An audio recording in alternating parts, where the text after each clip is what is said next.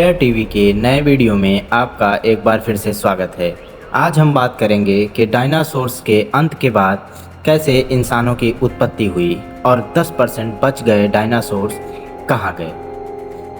करीब 160 सालों तक राज करने के बाद जब डायनासोर्स का अंत हुआ तो सत्ता जिनके हाथ में आई वो थे मैमल्स। अगर आपने हमारी पिछली वीडियो नहीं देखी है जिसमें हमने डायनासोर्स का अंत कैसे हुआ के बारे में जानना चाहा है तो आप डिस्क्रिप्शन में पड़े लिंक द्वारा जाके देख सकते हैं। तो चलिए आज के वीडियो को शुरू करते हैं। आपको बता दें कि जिस समय डायनासोर्स इस धरती पर राज कर रहे थे उस समय ये मैमल्स भी अस्तित्व में थे, परंतु आकार में छोटे होने के कारण इन पे डायनासोर्स राज करते थे। डायनासोर्स से ताकत में जीत पाना भले ही इनके लिए नामुमकिन था, लेकिन आने वाला समय इनके किस्मत में एस्टेरॉयड द्वारा लिखा जा चुका था। आकार में छोटा होना जो मैमल्स के लिए एक सांप के जैसा दिखता था, पृथ्वी के अत्यधिक ताप से बचने के लिए वही उनके लिए वरदान बन के सामने आया।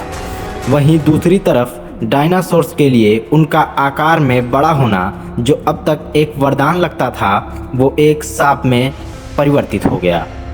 आकार में छोटे होने के कारण मैमल्स जमीन के नीचे अपनी शरण लेने में कामयाब हुए। हालांकि एस्टेरॉयड के विस्फोट के कारण इन्होंने भी अपने काफ़ी साथियों को खोया, परंतु ये अपनी प्रजाति का अस्तित्व बचाने में काफ़ी हद तक सफल हुए। वहीं आकार में बड़े होने का खामियाजा भुगत रहे 10% बचे हुए डायनासोर्स की स्पीसीज लगातार अपने अस्तित्व की लड़ाई प्रकृति से लड़ रहे थे। एस्टेरॉयड के टकराव के बाद उठे धूल के गुबार के कारण धरती तक अब सूर्य की किरणें नहीं पहुंच पा रही थी। अत्यधिक ताप साथ ही धूप की गैर मौजूदगी के कारण पृथ्वी पर मौजूद लगभग सारे पेड़ पौधे सूख गए। जमीन के नीचे रह रहे मैमल्स तो छोटे कीड़े मकोड़े खाकर जीवित रह लिए, लेकिन धरती की सतह पर बचे जीव अब लगभग समाप्त हो रहे थे। धूप की पृथ्वी तक ना पहुंचने की वजह से धीरे धीरे धरती ठंडी होती गई। पृथ्वी का इकोसिस्टम पूरी तरह से बदल चुका था। अब विनाशकारी प्रलय के प्रभाव कम होने शुरू हो गए थे। धीरे धीरे हवा में मंडरा रहा धूल का गुबार शांत होने लगा। धरती पर एक बार फिर से वातावरण सामान्य होने लगा। पृथ्वी का इकोसिस्टम एक बार फिर से सामान्य हुआ।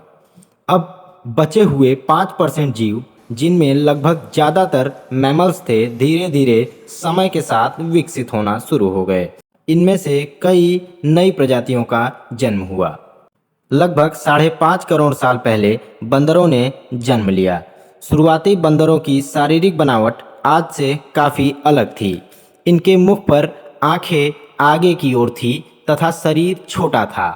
56 मिलियन से 39 मिलियन के बीच, जिसको इयोसीन इपो काल कहा जाता है, के मध्य इनके सिर में भी एक अहम विकास हुआ और जिसके कारण इनके रीढ़ की हड्डी में भी काफ़ी बदलाव आया। अब ये धीरे धीरे 4 पैरों से 2 पैरों पे खड़े होने लगे। समय के साथ धरती लगभग पहले की तरह अब विकसित और सामान्य हो गई। धरती का तापमान अब 24 डिग्री सेल्सियस हो गया था। धीरे धीरे जानवर अब घास के मैदानों में रहने खाने पे निर्भर हो रहे थे। पुराने मैमल्स में भले ही जानवरों को मार के खाने की क्षमता ना हो, लेकिन अब के मैमल्स दूसरे जानवरों को मार के खाने में सक्षम थे। अब धरती पर वातावरण एकदम विकसित हो गया, लेकिन अब भी एक प्रजाति की कमी महसूस हो रही थी। वो प्रजाति थी मानव प्रजाति। आगे चलकर धरती पर एक बार और बड़ा हलचल हुआ, जिसके चलते अफ्रीका के एक द्वीप में रह रहे एक प्रजाति पिरोल एथिपेकस, जो कि आम बंदरों की तुलना में काफ़ी विकसित थे। ये 2 पैरों पे पेड़ों पर चल सकते थे, लेकिन अचानक हुए एक बार फिर मौसमी बदलाव के कारण इनको जल्द ही ज़मीन पर आना पड़ा। इन्हीं पिरोल एथिपेकस को इंसानों का पूर्वज माना जाता है। इससे पता चलता है कि 2 पैरों पर चलना इंसानों की खोज नहीं, बल्कि इन्हीं पिरोल एथिपेकस की खोज है। इनमें से कई प्रजातियां आगे बढ़कर चिंपांजी बनी, तो कई इंसान बनने लगे। अब धीरे धीरे ये ज़मीन पर उतर आए थे और भोजन के खोज में पूरे अफ्रीका में फैल गए। पेड़ों पे लटकने की वजह से इनके हाथ अभी भी लंबे आकार के थे। अब ये समय के साथ हाथ से खाना भी सीख रहे थे।